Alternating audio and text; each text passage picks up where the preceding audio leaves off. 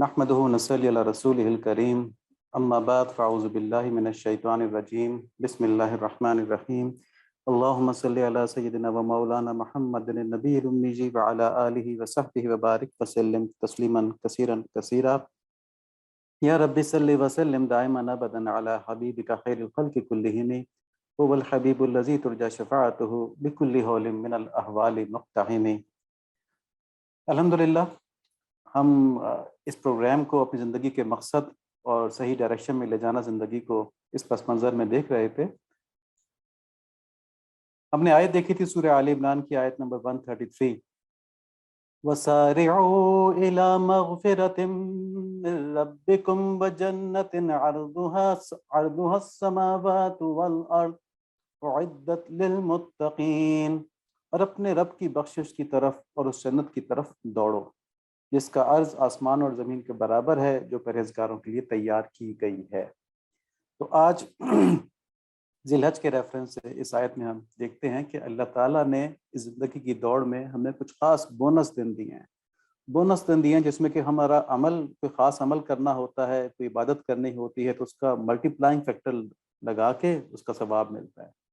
تو یہ ذی الحج جو ہے، ذی الحج کا پہلا عشرہ جس میں حج کی تیاری ہو رہی ہوتی ہے، یہ ایک ایسے ہی خاص دن ہے جس کے اندر کے مسلمان بہت کچھ کما سکتا ہے۔ تو سورہ فجر جو ہے، اس میں آیت نمبر 1 اور 2، الفجر ولیال عشر، قسم ہے فجر کی اور 10 راتوں کی۔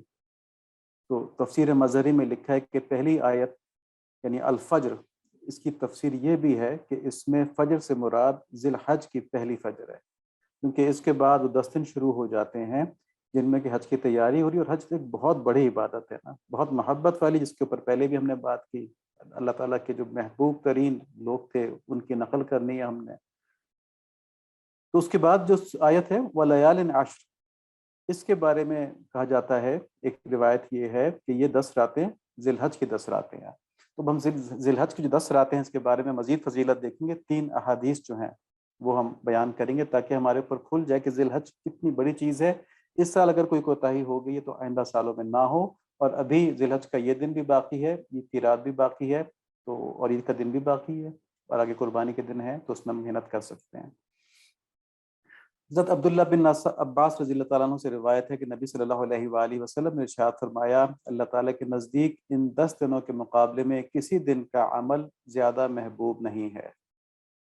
ٹھیک ہے، ذی الحج کے 10 دنوں کے مقابلے میں کسی اور دن کا عمل زیادہ محبوب نہیں ہے۔ صحابہ کرام رضوان اللہ علیہم نے عرض کیا، یا رسول اللہ صلی اللہ علیہ وآلہ وسلم، کیا اللہ تعالیٰ کے راستے میں جہاد بھی نہیں؟ تو آپ صلی اللہ علیہ وآلہ وسلم نے فرمایا، ہاں جہاد بھی نہیں، البتہ وہ شخص جو اپنے جان اور مال کے ساتھ اللہ کی راہ میں نکلا، پھر ان میں سے کسی چیز کے ساتھ واپس نہیں ہوا، یعنی شہید ہو گیا۔ تو ایسا شخص جو اللہ تعالیٰ کے راستے میں اپنے جان مال قربان کر کے شہید ہو گیا، اس کا عمل تو افضل ہے، لیکن اس کے علاوہ کوئی اور عمل ان 10 دنوں کی عبادت سے افضل نہیں ہے۔ تو کتنے قیمتی یہ 10 دن تھے۔ اللہ تعالیٰ ہمیں آئندہ سال اس میں بھی ہماری غلطیوں کو معاف کرتے ہوئے پورا اس کا ہم کو فائدہ نصیب فرما دیں، اور آئندہ سال صحیح طرح ان 10 دنوں کو گزارنے والا فرما دیں۔ دوسری روایت ہے، نبی صلی اللہ علیہ وآلہ وسلم نے فرمایا، جن دنوں میں اللہ کی عبادت کی جاتی ہے ان میں سے کوئی دن ذی الحجہ کے 10 دنوں سے زیادہ پسندیدہ نہیں ہے۔ ان میں سے ہر دن کا روزہ، یعنی عید کے علاوہ ان 10 دنوں میں 9 دن کا روزہ، ہر دن کا روزہ 1 سال کے روزوں، اور ہر رات کا قیام لیلۃ القدر کے قیام کے برابر ہے۔ تو اس میں یہ کہا جاتا ہے، تفصیل یہ ہے کہ 8 دن کے روزے جو ہیں وہ ان کا ثواب تو 1 سال کے روزے کے برابر ہے، یعنی ایک روزے کا ثواب 1 سال کے روزے کے برابر، تو 8 سال کے روزوں کے ثواب کے برابر ثواب مل جائے گا۔ اور جو نویں ذی الحج کا روزہ ہے، اس کے بارے میں نبی صلی اللہ علیہ وآلہ وسلم نے فرمایا کہ مجھے اللہ تعالیٰ سے امید ہے، قوی امید ہے، کہ یہ جو نویں ذی الحج کا روزہ ہے یہ ایک پچھلے سال اور ایک اگلے سال کے گناہوں کا کفارہ ہو جائے، اور ان راتوں میں عبادت کرنا یہ لیلۃ القدر کے قیام کے برابر ہے۔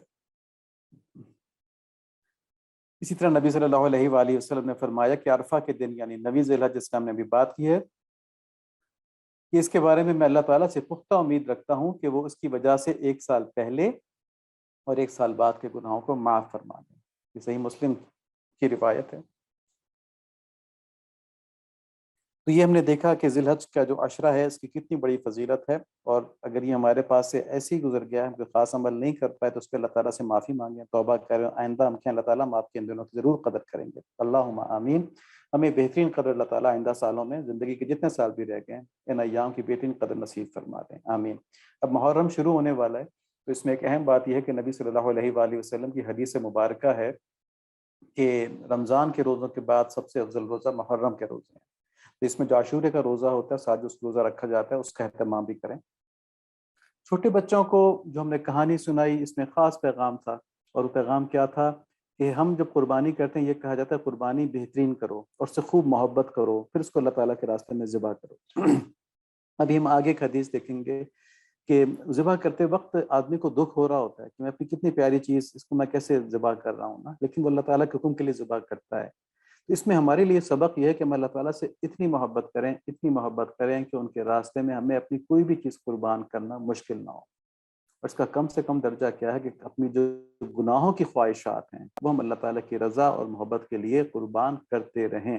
ہر دفعہ جب ہم اپنے گناہوں کی خواہش کو قربان کریں گے، اللہ تعالیٰ ہمیں اپنا ولی بنا لے۔ تو اگر دن میں 10 دفعہ گناہوں کی خواہش پیدا ہوتی ہے، 10 دفعہ آدمی کہتے ہیں نہیں میں اپنے رب کی محبت کی خاطر اس کو نہیں کروں گا، تو یقین مانے الفاظ میں یہ بات بیان نہیں کی جا سکتی کہ پھر ہمارے رب کریم ہم کو کیا دیں گے۔ وہ ہمارے گناہوں کے ساتھ ہم کو اتنا عطا فرما رہے ہیں، تو جب ہم ان کی رضا اور محبت کے لیے گناہوں کو کہہ دیں گے ایبسولوٹلی ناٹ، نہیں دیکھ، ہم نے تم کو نہیں کرنا کیونکہ ہم اللہ تعالیٰ کی رضا چاہتے ہیں، تو یہ جو ہمارا دل کا خون کرنا ہوگا، خواہش کا خون کرنا ہوگا، اس پہ اللہ تعالیٰ ہمیں اپنی محبت اور اپنے خود کے درجات انشاءاللہ نصیب فرمائیں گے۔ اللہ ہمیں ایسا کرنے کی توفیق نصیب فرما دیں۔ تو یہ پیغام تھا اس میں کہ ہم اللہ تعالیٰ کی محبت کے لیے اپنی ہر چیز، خصوصی طور پہ گناہوں کی خواہش قربان کر سکیں۔ پھر ہمیں حکایت انبیاء کے اندر بتایا گیا کہ حجۃ الوداع کے موقع پہ آپ صلی اللہ علیہ وآلہ وسلم نے 100 اونٹوں کی قربانیاں پیش کی۔ ٹھیک ہے جی، 100 اونٹوں کی قربانیاں پیش کی۔ ایک اونٹ میں 7 حصے ہوتے ہیں، تو اگر ہم اس طرح لگائیں 7 تو 700 قربانیاں بھی کہلائی جا سکتی ہیں یہ۔ تو نبی صلی اللہ علیہ وآلہ وسلم نے 100 اونٹوں کی قربانیاں کیوں پیش کی؟ آج کل لوگ کہتے ہیں نا کہ پیسے صدقہ کر دو، پیسے خیرات، اس وقت کوئی عرب بہت امیر تو نہیں تھا، صدقے خیرات کی تو وہاں بھی ضرورت تھی۔ یہ محبت کی باتیں ہیں، یہ دل کی باتیں ہیں۔ آپ صلی اللہ علیہ وآلہ وسلم نے اپنے محبوب کے حضور قربانی پیش کرنی تھی، تو جتنی استعداد تھی 100 اونٹوں کی تھی، 100 اونٹ کر دیے، 30 اونٹ اس میں حضرت علی رضی اللہ تعالیٰ عنہ لے کے آئے تھے، تو سارے کے سارے آپ صلی اللہ علیہ وآلہ وسلم نے قربان کر دیے۔ تو یہ بہت بڑی عبادت ہے، ہم آگے دیکھیں گے کہ اس سے زیادہ اللہ تعالیٰ کو ان دنوں میں کوئی اور عبادت محبوب ہے ہی نہیں۔ اس میں ہمارے لیے سبق کیا ہے کہ قربانی ہر اس شخص پر واجب ہے جس پر صدقہ فطر واجب ہے۔ ٹھیک ہے، صدقہ فطر کس پہ واجب ہے، تفصیلات دیکھی جا سکتی ہیں۔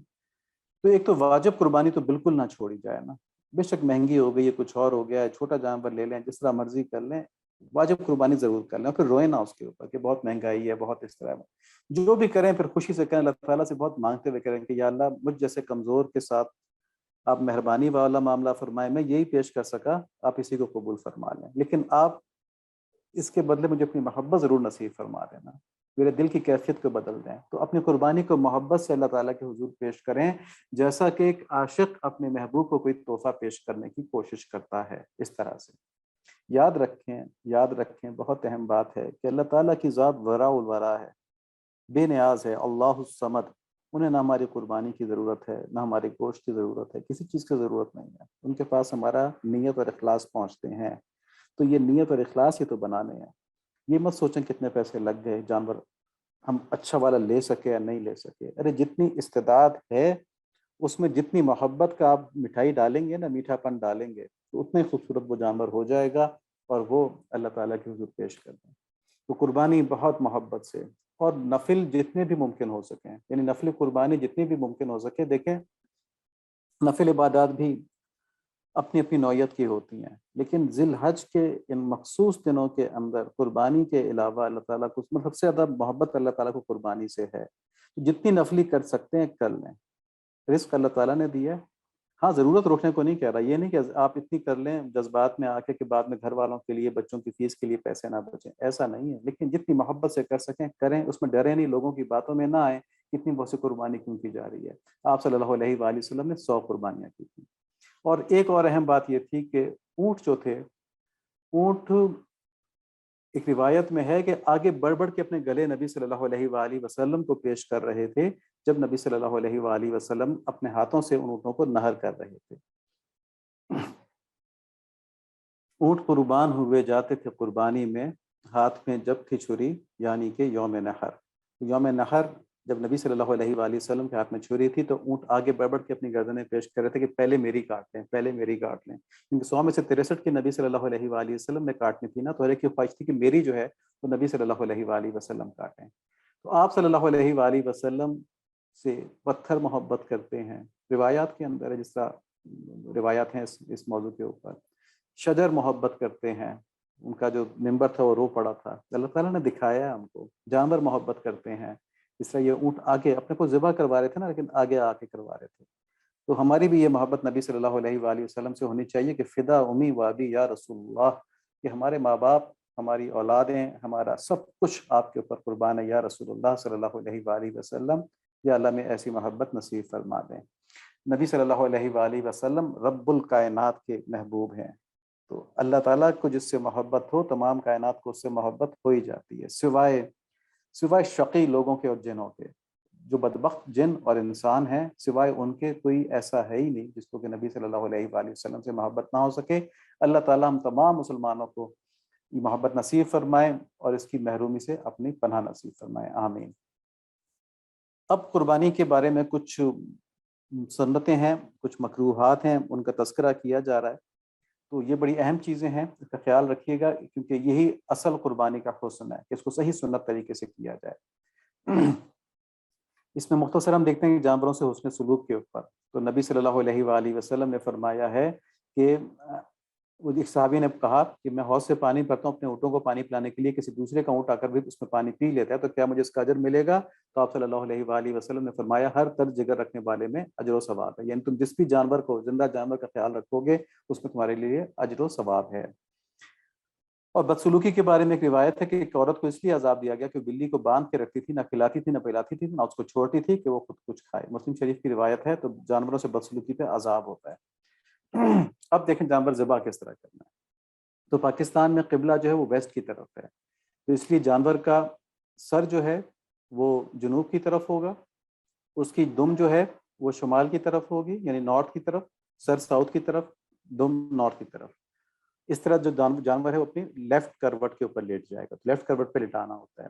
اس کی پیٹھ ایسٹ کی طرف ہوگی اور اس کا جو چہرہ اور اس کے پاؤں ہیں وہ ویسٹ کی طرف ہوں گے، اور یہ قبلے کا رخ ہے پاکستان میں۔ تو جب جانور کو اس طرح لٹال لیں تو پھر جو ذبح کرنے والا ہے وہ بھی اپنے دائیں ہاتھ میں چھری پکڑے، اپنا چہرے کی طرف، اپنا چہرہ قبلے کی طرف کرے اور پھر ذبح کرے۔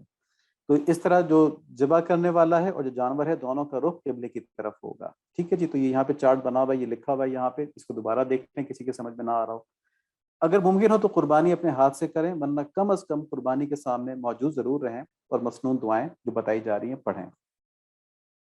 تو دعائیں کیا ہیں؟ جب جانور کو قبلہ رخ لٹائیں تو پہلے یہ دعا پڑھیں جو ابھی گور صاحب نے بھی بتائی ہے، انی وجہت وجہی للذی فطر السماوات والارض حنیفا وما انا من المشرکین ان صلاتی ونسکی ومحیای ومماتی للہ رب العالمین لا شریک لہ وبذالک امرت وانا من المسلمین۔ ترجمہ کیا ہے کہ میں اپنا رخ اس کی طرف کرتا ہوں جس نے آسمان اور زمین سب کو پیدا کیا ہے سب سے یکسو ہو کر، یعنی صرف اللہ تعالیٰ کی طرف موڑتا ہوں اپنے آپ کو، اور میں شرک کرنے والوں میں نہیں ہوں۔ بے شک میری نماز، میری قربانی، میرا جینا، میرا مرنا سب اللہ تعالیٰ کے لیے ہے جو تمام جہانوں کے پالنے والے ہیں اور جس کا کوئی شریک نہیں ہے۔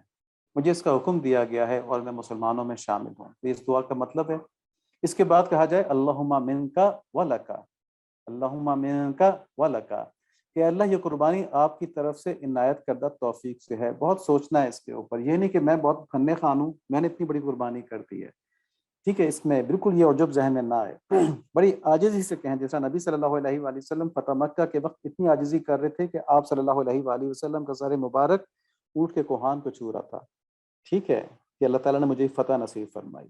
تو اتنی عاجزی سے آپ کہیں، مطلب ظاہر ان کی تو مقابلہ نہیں لیکن مثال ہمارے سامنے ہے، عاجزی سے کہیں کہ یا اللہ آپ کی عنایت سے میں یہ قربانی کر رہا ہوں، وَلَكَ، اور یہ قربانی صرف آپ کے لیے ہے، صرف آپ کی رضا کے لیے ہے، دکھانے کے لیے نہیں ہے، محلے والوں کے لیے نہیں ہے، گوشت کھانے کے لیے نہیں ہے، یہ صرف آپ کی رضا کے لیے ہے۔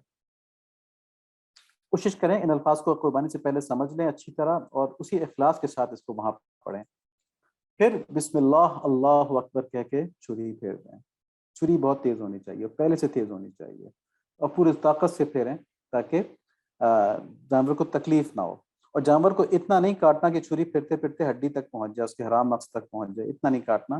جتنا ضروری ہے رگیں کاٹنا وہ تفصیل دیکھ لی جائے، بس اتنی رگیں کاٹ کے جانور کو چھوڑ دیں، ٹھنڈا ہونے دیں، اسے کم سے کم تکلیف دیں.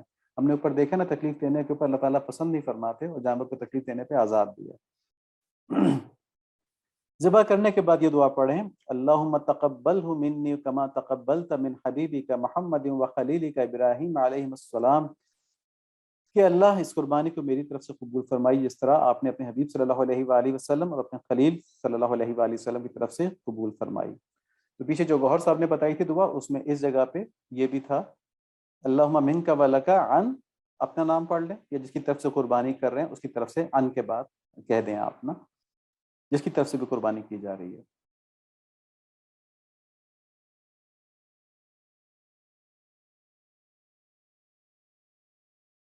اچھا، یہاں پہ اس دعا کے اندر بھی اللہم تقبل منی ہے نا، تو اگر اپنی قربانی ہے تو منی، اور اگر کسی اور کی طرف سے قربانی کر رہے ہیں تو من کے بعد اس کا نام لے لیں. احتیاطیں ضروری مختصر دیکھ لیں. حدیث شریف ہے جب تم ذبح کرو تو اچھے طریقے سے ذبح کرو، اپنی چھری کو تیز کر لو اور جانور کو آرام دو. تو قصائی کو پہلے ہدایت کرنا کہ بھائی تجھے اللہ کا واسطہ ہے، تمہیں جانور کو تکلیف نہیں دینی، ٹائم تو لگا لے، تجھے پیسے ایکسٹرا دے دیں گے، اس کو 1500 ایکسٹرا دے دیں، 600 200 300 دے دیں ایکسٹرا، اس سے کہ ٹائم پورا لگانا ہے، تمہیں اس کا حرام مغز نہیں کاٹنا، کھال بلا وجہ مزید نہیں کاٹنی، جب تک جانور ٹھنڈا ہو جائے اس کی کھال نہیں کاٹنے دینی. اور پھر کچھ لوگ ہوتے ہیں وہ اندر وہ اس کی چھری گھما کے اس کا حرام مغز کاٹنے کی کوشش کرتے ہیں، کہتے ہیں جلدی ٹھنڈا ہو جائے گا، وہ بھی نہیں کرنے دینا. بس یہ ہے کہ جتنی گردن کٹ گئی، جس میں کہ ضروری وہ جو ہوا کی نالی خوراک کی نالی وہ دگیں کٹنی ہوتی ہیں وہ کٹ جائیں، تو اس کے بعد پھر اس کو مزید نہ کاٹیں، مزید تکلیف نہ دیں اس کو. حضرت عمر رضی اللہ عنہ فرماتے ہیں جانور کے ساتھ احسان اور بھلائی یہ کہ اس کو مذبح تک کھینچ کر نہ لے جایا جائے، یعنی جانور کو پیار محبت سے بہلا پھسلا کے پتے دکھا کے کچھ کر کے پیار محبت سے لے کے جائیں، یہ نہیں کہ بری طرح سے کھینچ کے لے کے جا رہے ہوں نا، اور وہ تکلیف نہ دیں اس کو. جانور کے سامنے چھری تیز کرنا اور اس کو بری طرح سے لٹانے کی ممانعت ہے. ایک شخص نے بکری کو لٹایا اور اپنی چھری کو تیز کرنے لگا تو نبی صلی اللہ علیہ وآلہ وسلم نے فرمایا کیا تم اس کو 2 موت مارنا چاہتے ہو؟ کیوں تم نے اپنی چھری اس کو لٹانے سے پہلے تیز نہیں کر لی؟ ٹھیک ہے، جانور دہشت میں ہوگا نا کہ پتہ نہیں کیا کرنے لگے میرے ساتھ. تو آپ صلی اللہ علیہ وآلہ وسلم کی رحمت محبت شفقت جانور کے اوپر بھی تشدد برداشت نہیں فرمایا. تو اس سے ہمیں یہ بھی معلوم ہوا کہ جانوروں کو ایک دوسرے کے سامنے بھی ذبح نہیں کرنا چاہیے. اگر وہ چھری کو تیز کرتا دیکھ کے اتنے اس میں چلے جاتے ہیں، غم کے اندر چلے جاتے ہیں، تو جب ایک دوسرے کے سامنے ذبح ہو رہے ہوں گے تو کتنا غم ہوگا ان کو. تو بہت کوشش کریں، مدارس کے اندر تو ایک دوسرے کے سامنے ہی کر رہے ہوتے ہیں، لیکن گھروں کے اندر جب کریں تو بہت کوشش کریں کہ پردے میں کریں باقی جانوروں کو، اور جو ذبح کرنے کی جگہ وہ الگ بنا لیں. ٹھیک ہے، کوئی تمبو کے ناطے لگا لیں، ذبح کرنے کی جگہ الگ بنا لیں، جانوروں کو پتہ نہ چلے کہ اس کے اندر کیا ہو رہا ہے، وہاں جا کے ذبح کر لیں. دیکھیں ایک سنت پہ عمل ہو جائے گا، تھوڑا سا تردد کرنا پڑے گا، شاید کچھ پیسے ایکسٹرا خرچ کرنے پڑ جائیں، لیکن اتنے قیمتی دنوں میں ایک سنت کے اوپر عمل ہو جائے گا. اللہ تعالیٰ میں نصیب فرما دیں، آمین. دیکھیں ایک صحابی نے نبی صلی اللہ علیہ وآلہ وسلم سے کہا یا رسول اللہ جب میں بکری کو ذبح کرتا ہوں تو مجھے اس پر رحم آتا ہے. نبی صلی اللہ علیہ وآلہ وسلم نے فرمایا اگر تم بکری پر رحم کرتے ہو تو خدا تم پر رحم کریں گے. تو دیکھیں اگر ہم جانور کو صرف اس وجہ سے کہ سنت ہے ایک دوسرے کے سامنے ذبح نہ کریں کہ مطلب جانور کو غم میں نہیں ڈالنا، تو اس سنت پر عمل کرنا اور جانور کے اوپر رحم کرنا یہ 2 الگ الگ اعمال ہو جائیں گے. ٹھیک ہے، اللہ تعالیٰ ہمیں نصیب فرما دیں، آمین. ایک قصاب نے بکری کو ذبح کرنے کے لیے اسے کوٹھے کا دروازہ کھولا تو وہ بھاگ پڑی. اس نے اس کا پیچھا کیا، اس کو پیر سے گھسیٹ کے لے کے آنے لگا. تو نبی صلی اللہ علیہ وآلہ وسلم نے فرمایا اے قصاب اس کو نرمی سے کھینچ کر لاؤ. تو اپنے قصائیوں کو کہیں کہ جلدی تمہیں یقیناً ہے، کوشش کریں پہلے خود ہی پہنچا دیں پیار محبت سے اس جگہ پہ جہاں آپ نے ذبح کروانا ہے، اور کوشش کریں کہ سامنے ذبح نہ ہو. اللہ تعالیٰ ہماری مدد فرمائے. اللہم آمین. اللہم صلی علی محمد النبی الامی وعلی آلہ وصحبہ وبارک وسلم تسلیما کثیرا کثیرا. یا اللہ ہم آپ کے بندے ہیں، آپ کے حبیب صلی اللہ علیہ وآلہ وسلم کے امتی ہیں، اور آپ کا ہم پر بہت زیادہ احسان ہے کہ آپ نے ہم کو مسلمان پیدا کیا، اپنے حبیب صلی اللہ علیہ وآلہ وسلم کا امتی بنایا. یا اللہ جو آپ نے ہمیں توفیق دی ہے قربانیوں کی، یا اللہ اس میں ہماری غلطیوں کو معاف فرما دیں، ہماری لغزشوں کو معاف فرما دیں، ہماری کوتاہیوں کو معاف فرما دیں، ان کو قبول فرما لیں. یا اللہ ان کو قبول فرما لیں اور ان کا بہترین اجر اپنی محبت کی صورت میں، اپنے قرب کی صورت میں نصیب فرما دیں، اور ہمیں آئندہ سالوں میں بھی بہترین انداز میں قربانیاں کرنا اور جملہ عبادات کے لیے توفیق نصیب فرما دیں، آمین، بحرمت النبی الکریم علیہ وعلی آلہ الصلاۃ والتسلیم، آمین۔